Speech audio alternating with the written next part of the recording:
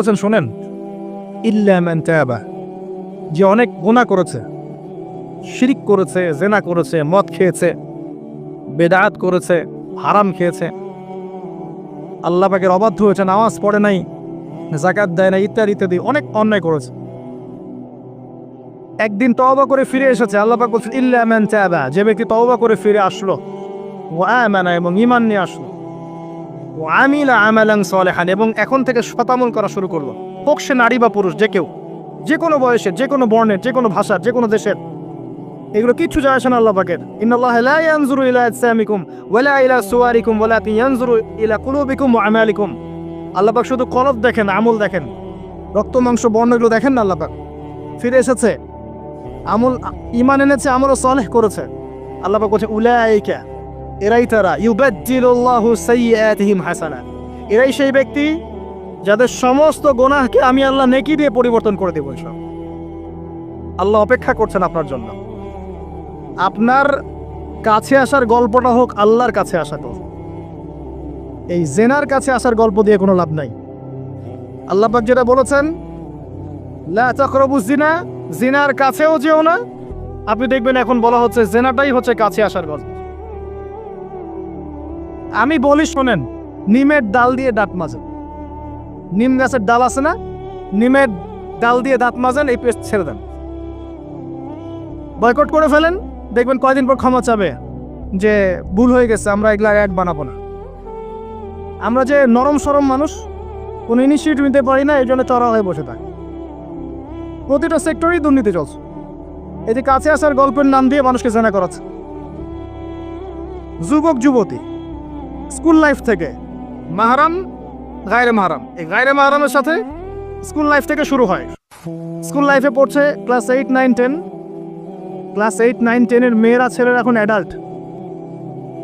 এরা এরা এমন কিছু করে যা আপনার কল্পনাও নাই। এই বয়সেও তো সব পাপ করা শেষ। এগুলো সাক্ষী আপনারাই, আমার উপর আমাকে ভালো মন্দ বলেন না, এগুলো সাক্ষী আপনারা নিজেরাই। নিজেদের ঘরগুলো দেখেন। আর সবচেয়ে বড় কথা হচ্ছে ঘরের মানুষ কিন্তু কথা শোনে না। দেখবেন আপনি সারা দুনিয়ায় দিন কায়েম করে ফেলছেন, দিনটা, আর আপনার ঘরটা হচ্ছে নূহ আলাইহিস সালামের মতো। দেখবেন বউ কথা শোনে না, স্বামী ছেলে কথা শোনে না। এটাই বাস্তবতা। কিন্তু নূহ আলাইহিস সালামের ঘটনা মনে নাই? 950 বছর দাওয়াত দিয়েছেন, শেষে গিয়ে বলছেন বিয়ান্নি মাগলুবুন ফান্তাসির, আল্লাহ আমি পরাজিত হয়ে গেছি, আমাকে সাহায্য করো, আমি পারছি না। আল্লাহ পাক আযাব নাজিল করে দিলেন, তিনি পার হয়ে গেলেন না। ছেলে পার হয় না, ছেলে বলে আমি পাহাড়ে উঠে যাব, পাহাড় আমাকে সেভ করবে। নূহ আলাইহিস সালাম বলছেন আজকে কেউ সেভ করতে পারবে না আল্লাহর আযাব থেকে।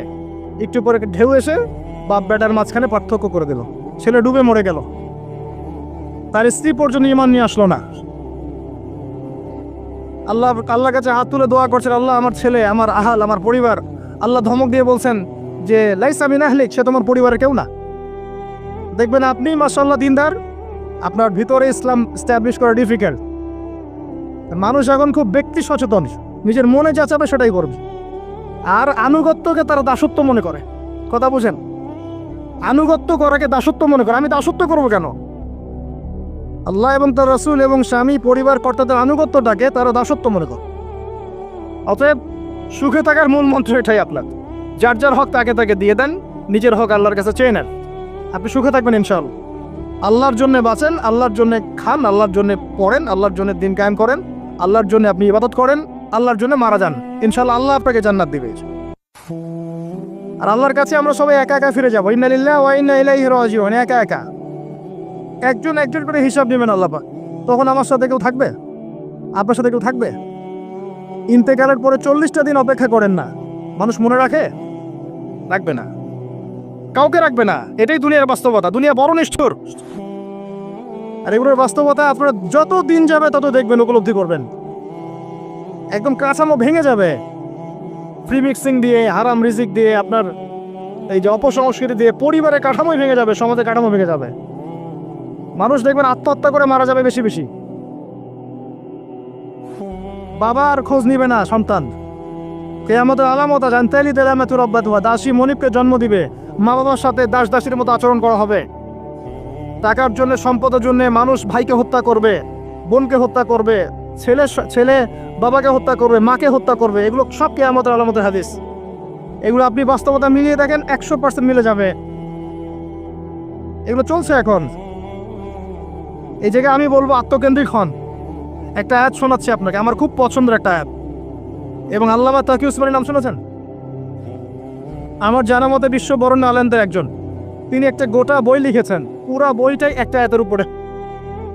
বইটা পড়েন, আপনার কাছে মনে হবে বইটার প্রতিটা কথা আপনার জন্য লেখা হয়েছে। তাজকিয়া, আত্মশুদ্ধি, আত্মশুদ্ধি ও তাসাউফ। ওই বইয়ের প্রথমে টাইটেল, একটা হেডলাইন আয়াত আছে, ইয়া আইয়ুহাল্লাযীনা আমানু, হে মুমিনগণ, আলাইকুম আনফুসাকুম, নিজের নফসের খবর নেওয়া, নিজের নফসের খবর নাও, নিজে ঠিক হও।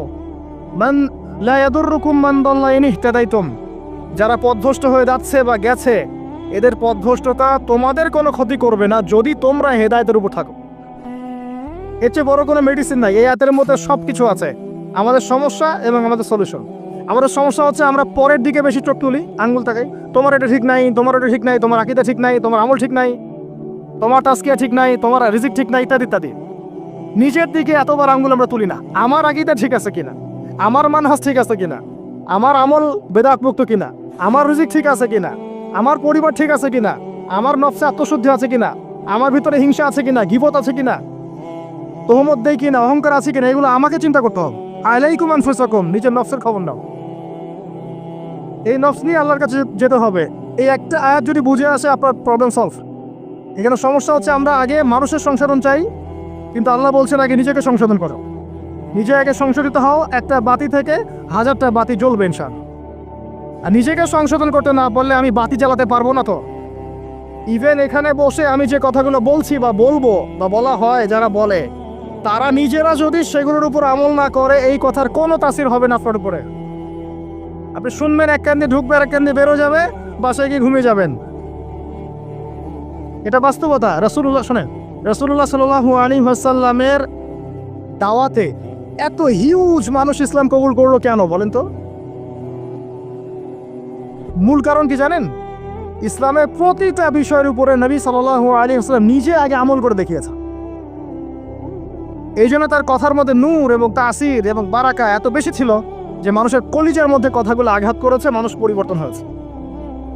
আর আমাদের টোটাল উল্টা। এইখানে বসবো, এই ধরনের জায়গায় যারা বসি তাদের এক শ্রেণীর কথা বলছি, সবাই না। এখানে অনেক মানুষ আছেন যারা আল্লাহওয়ালা এবং যারা বেশি ভাইরাল না, যারা তো সেলিব্রিটি না, রাতের বেলা তাহাজ্জুদ পড়ছেন, দেখেন কোনো মাদ্রাসায় খেদমত করছেন, এমন কিছু করছেন যাদেরকে কেউ চেনে না আল্লাহ ছাড়া, তারা আল্লাহর কাছে সেলিব্রিটি। এখানে টোটালি উল্টা। আমরা বলি যেটা, সেটা নিজেরা করি না, আর সেটা করি যা বলি না। আমি আপনাদেরকে বলি, আমি যা জানি তা 30-40% আমি আপনাদেরকে বলতে পারি না, ভয়ে বলি না। আর আমি যা বলি তার 100%-এর মনে হয় 50-60-70% আমি করতে পারি না। নিজেদেরকে নিয়ে শঙ্কিত আমরা যে কি হবে। তো এই আয়াতের উপর আমল ছাড়া আমাদের কোনো গতি নাই। ইয়া আইয়ুহাল্লাযীনা আমানু, হে মুমিনগণ, আলাইকুম আনফুসাকুম, নিজের নফসের খবর নাও। লা ইয়াদুররুকুম মান দাল্লা ইন ইহতাদাতুম, তোমরা যদি হেদায়েত প্রাপ্ত হয়ে থাকো, ওদের পথভ্রষ্টতা তোমাকে ক্ষতি করবে না। ইসলামের শত্রুদের কথা বাদ দেন, আগে নিজেকে ঠিক করেন, নিজে থেকে ঠিক করেন।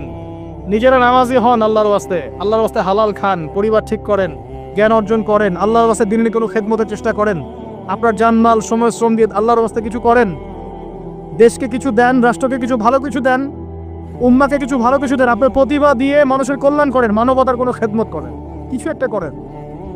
গবাদি পশুর মতো জীবনটাকে নষ্ট করবেন না। খাওয়া, ঘুমানো, পেশাব পায়খানা করা, স্ত্রী সহবাস করা, বাচ্চা পয়দা করা, ডেট, এই হলো আমাদের জীবনের প্যাটার্ন। এখন কিছু করেন। সবাই তাকিয়ে আছে আপনাদের দিকে, আমাদের দিকে না, সবাই তাকিয়ে আছে আপনাদের দিকে। আল্লাহ পাক আপনাদেরকে বোঝার তৌফিক দান করুন। আর কয়েকটা কথা বলে শেষ করছে, অনেক রাত হয়ে গেছে, যত লম্বা হবে ফজরের নামাজ কাজা হয়ে যাবে। সেটা হলো আত্মশুদ্ধির পরে হালাল রিজিকের কথা বলেছে। আল্লাহর রাস্তায় সুদ খায়েন না, ঘুষ দুর্নীতিতে যায়েন না। এরপর আমি যেটা বলবো যে প্রকৃত মিসকিনদের কাতারে আমরা যেন না দাঁড়াই। মানুষের সাথে জড়িত কোনো হক রাখেন না। আরও বলবো, পারিবারিক আদর্শ ঠিক করার চেষ্টা করেন। আমি জানি এটা খুব ডিফিকাল্ট, নিজেকে দিয়েই বুঝি এটা খুব ডিফিকাল্ট। যে নূহ আলাইহিস সালামের কথা বললাম, কওমে লুত আলাইহিস সালামের কথা শোনেন, তার স্ত্রী ঈমান নিয়ে আসে নাই। নবী সাল্লাল্লাহু আলাইহি ওয়াসাল্লামের চাচারা ঈমান নিয়ে আসে নাই। এটাই সিস্টেম, এটাই নিয়ম। যখন দেখবেন দাওয়াত দিতে দিতে বোঝাতে আপনি ব্যর্থ, তখন আপনি আসহাবুল কাহফের মতো একা হয়ে যান। তাও ভালো, আসহাবুল কাহফের মতো একা হয়ে যান।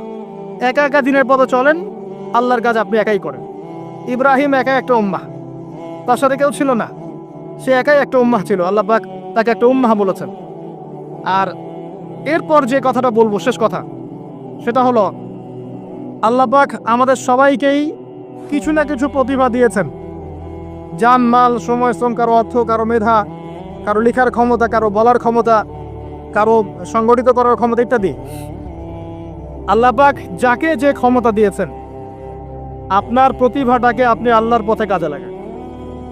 ছোট্ট কিছু করেন না, এতিমদের একটা প্রজেক্ট করেন, একটা মসজিদ করেন, একটা মাদ্রাসা করেন, একটা মক্তব করেন, একটা স্কুল প্রতিষ্ঠা করেন, একটা কলেজ প্রতিষ্ঠা করেন, একটা অর্থনৈতিক কোনো সিস্টেম কিছু লঞ্চ করেন, একটা ইসলামিক এনজিও করেন, কিছু একটা করেন যা দিয়ে আপনার দিনের কোনো উপকার হয়, ইসলাম এগিয়ে যায়।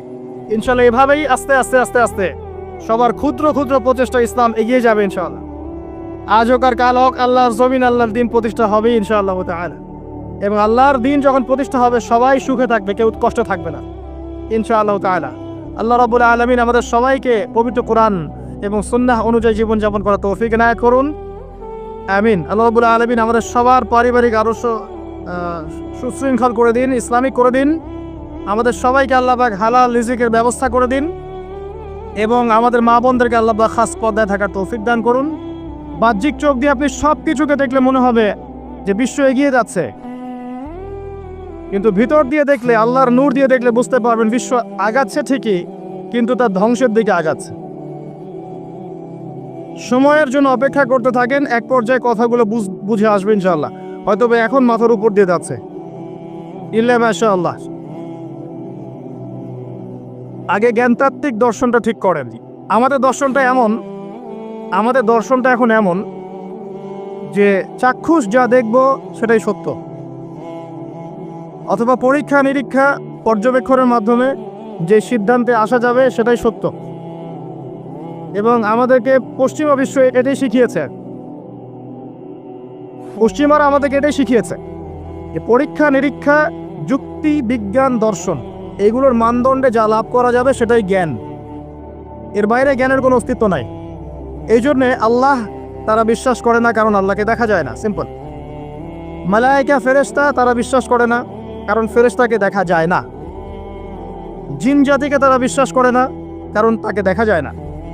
একইভাবে রূহ বা আত্মা, স্বপ্নের ব্যাখ্যা, আপনার ঘুম, আপনার কবরের আযাব, মিজান, পুলসিরাত, জান্নাত, জাহান্নাম, আগেকার আসমানি কিতাব, নবী রাসূলগণ, কাউকে দেখা যায় না, অতএব এগুলোর কোনো অস্তিত্ব নাই। এটা তাদের দর্শন, এবং এই ফিলোসফি দিয়ে সারা বিশ্ব এখন চলছে।